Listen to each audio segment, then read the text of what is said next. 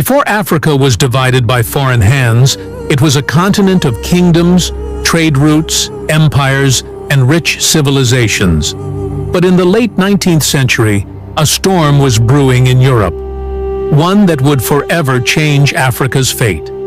This is the untold story of how an entire continent was stolen without a single battle on its soil. This is the scramble for Africa. The Berlin Conference. Africa was not invited. In 1884, in a cold room in Berlin, Europe's most powerful men gathered to decide the fate of a continent that none of them truly understood. This is the story of betrayal, greed, and the carving of Africa, without a single African in the room. By the late 1800s, Europe was hungry for rubber, gold, ivory, and power. Industrial revolutions demanded resources.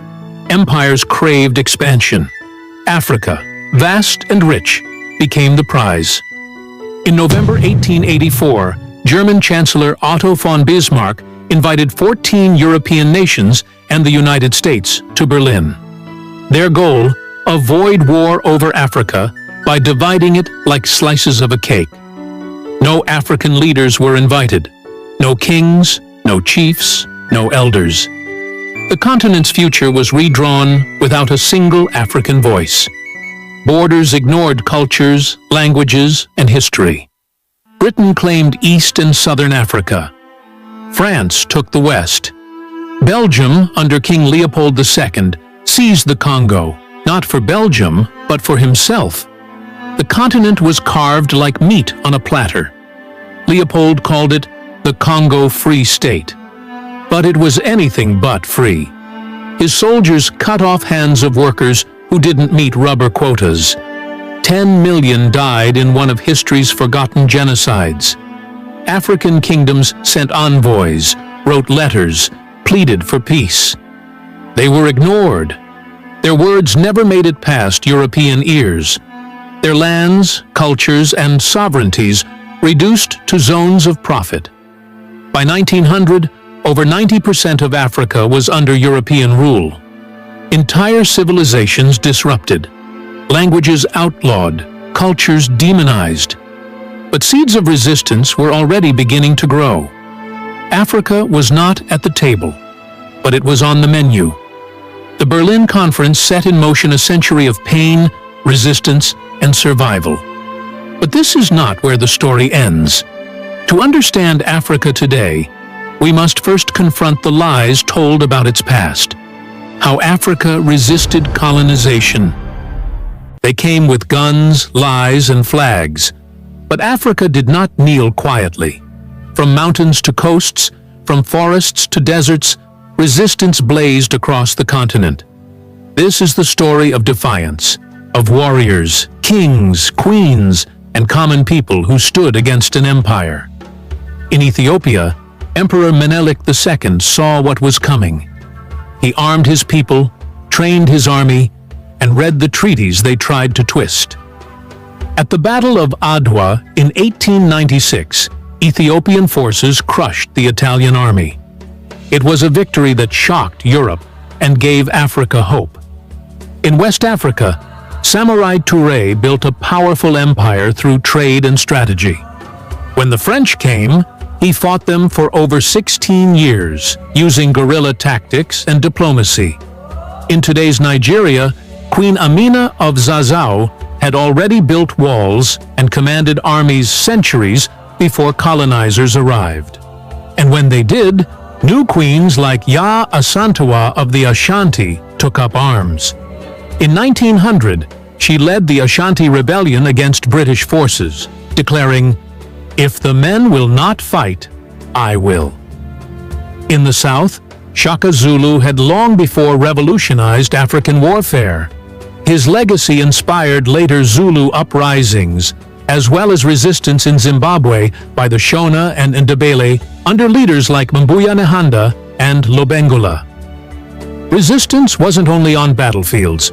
It was in poems, prayers, schools, and silent sabotage. Africans refused to be erased.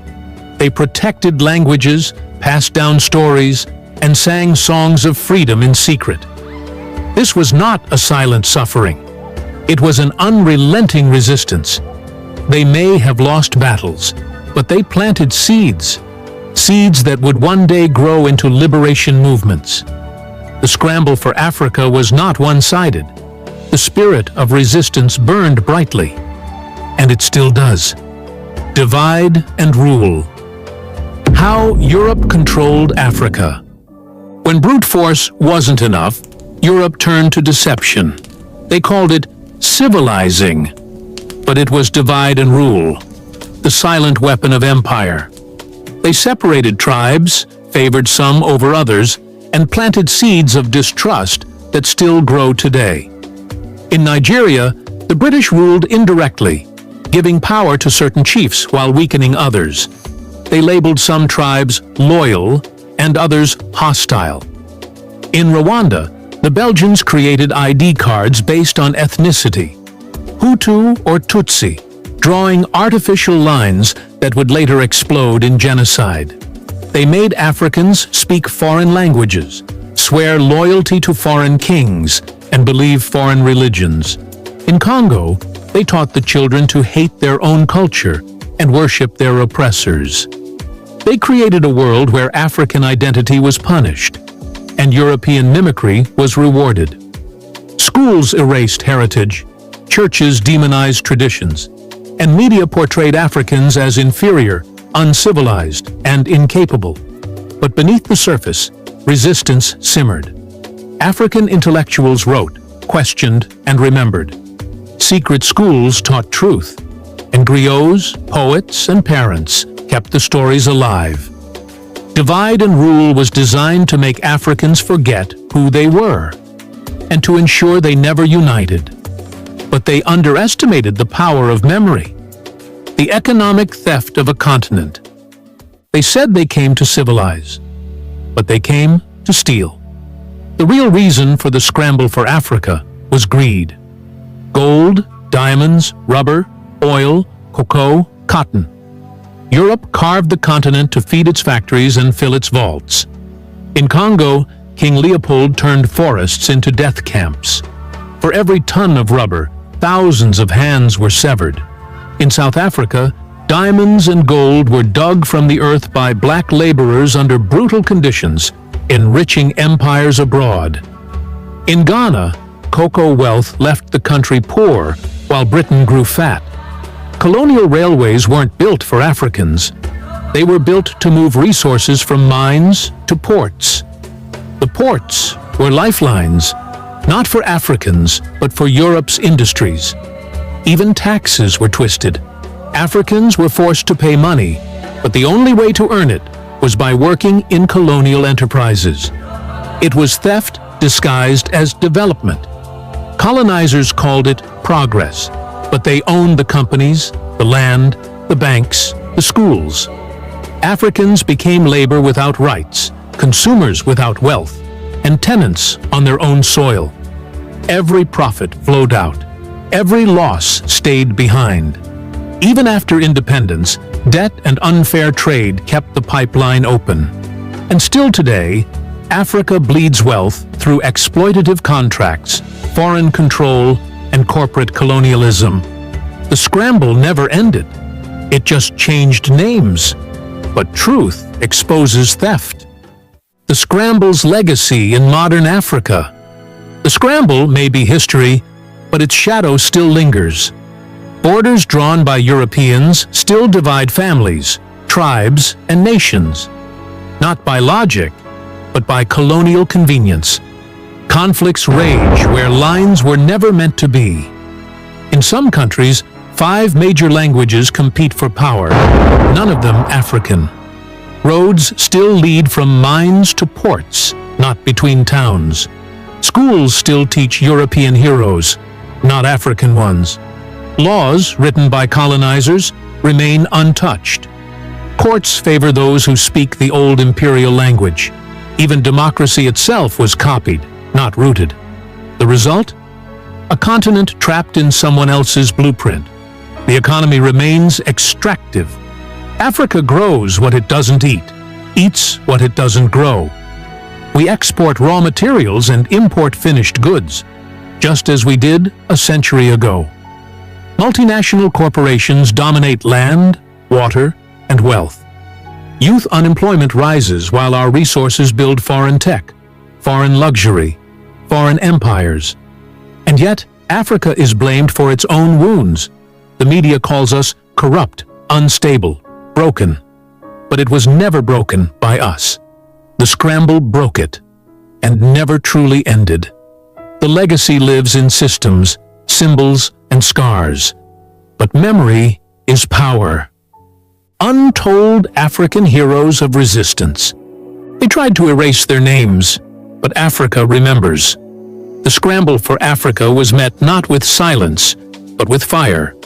From queens to generals, from farmers to poets, resistance rose across the continent. In Angola, Queen Nzinga outwitted the Portuguese with diplomacy and defiance. In Ethiopia, Emperor Menelik crushed Italy at the Battle of Adwa, a victory that shook every European throne. In the Zulu kingdom, Shaka's legacy inspired military genius long after his death. In Algeria, Abdelkader led years of guerrilla war against the French. In modern Ghana, Ya Asantewa raised an army when the British stole the Golden Stool, fighting not just for land, but for honor. These were not rebels. These were freedom fighters, thinkers, builders.